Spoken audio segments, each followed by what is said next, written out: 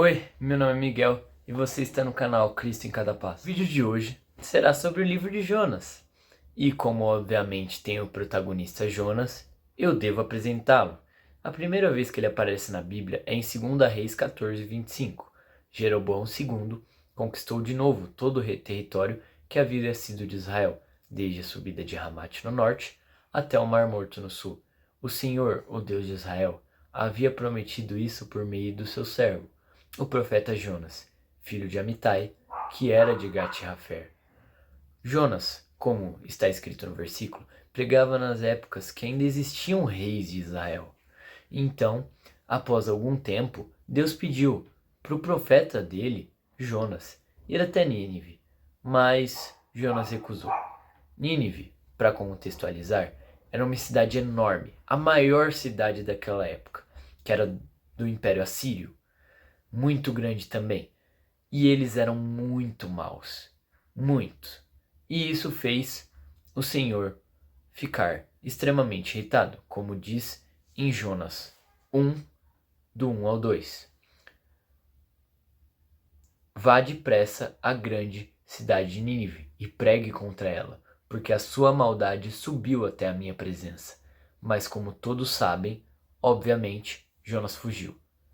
Não quis pregar para Nínive. Então ele foi até Tarsis, como dizem Jonas do 1:3. Mas Jonas fugiu da presença do Senhor, dirigindo-se para Tarsis.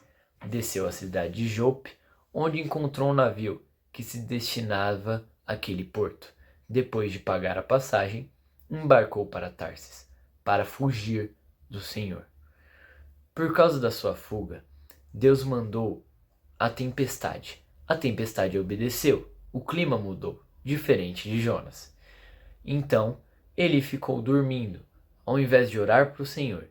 Então os marinheiros foram lá acordá-lo, pedindo para que ele pudesse orar ao Senhor para ver se ele tinha piedade deles. Cada um estava orando para o seu Deus, pois todos ali eram pagãos.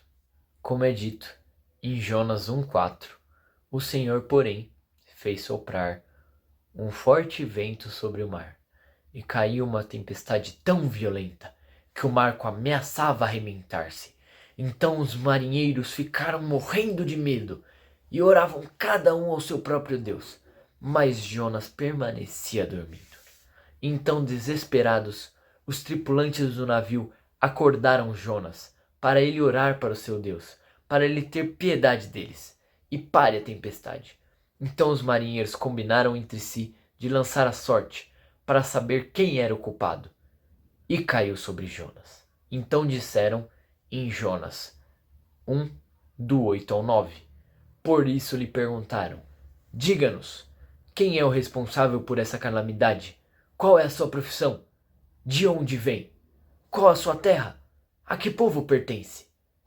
Então Jonas respondeu: eu sou hebreu, adorador do Senhor, o Deus dos céus, que fez o mar e a terra seca.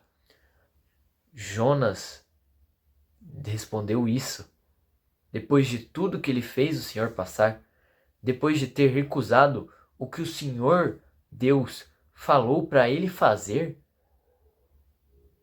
Depois de tudo isso e não se arrepender, ele disse que era servo do Senhor. Nós julgamos Jonas, mas na verdade somos muito parecidos com ele. Vamos à igreja depois de ter pecado tantas vezes e nem ter pedido arrependimento a Deus, nem pedido para se arrepender de verdade e nem pedir perdão e misericórdia ao Senhor.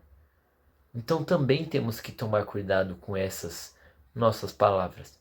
Falar que é de Deus, que é filho de Deus, é muito forte.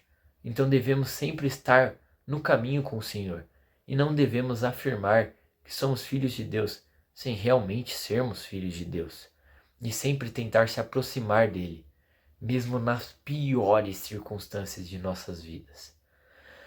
Então o Jonas respondeu para eles que o único modo de o barco não arrebentar era jogando ele no mar.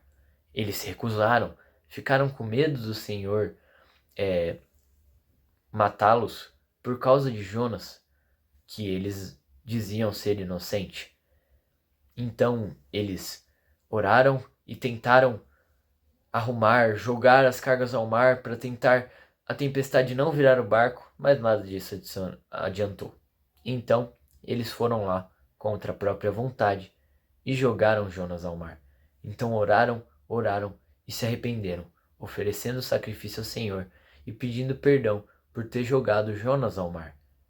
Então Jonas não se arrependeu, mas os marinheiros se arrependeram. Mesmo Jonas tendo conhecido Deus tanto tempo, ele não se arrependeu.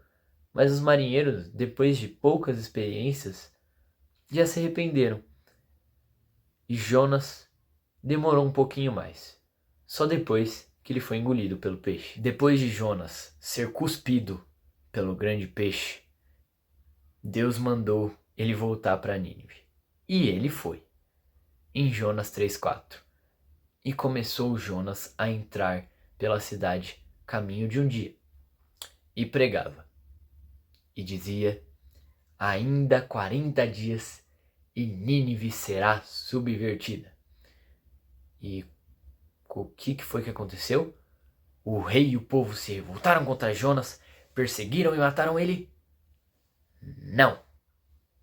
Aquela cidade devassa, extremamente violenta e assassina, se arrependeu.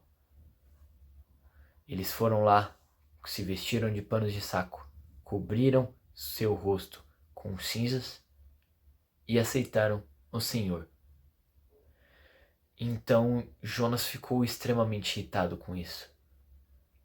Como está escrito em Jonas 4:1, mas desgostou-se Jonas extremamente disso e ficou todo ressentido.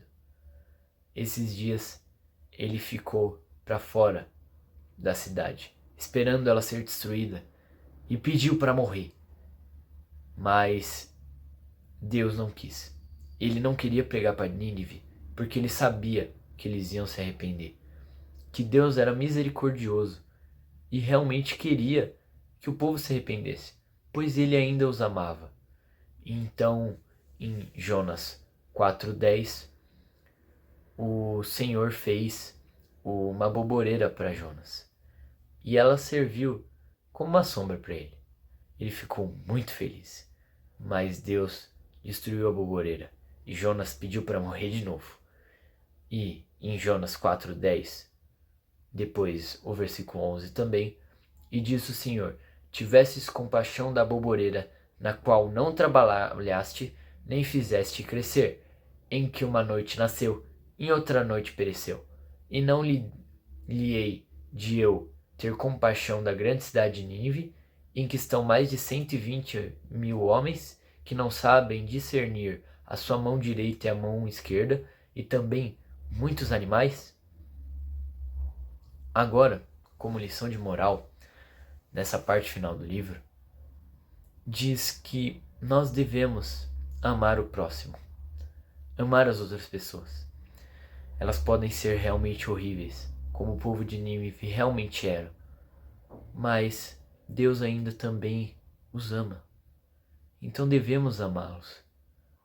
E quando Deus pede para nós pregarmos para essas pessoas e elas realmente se arrependerem, aceite a conversão.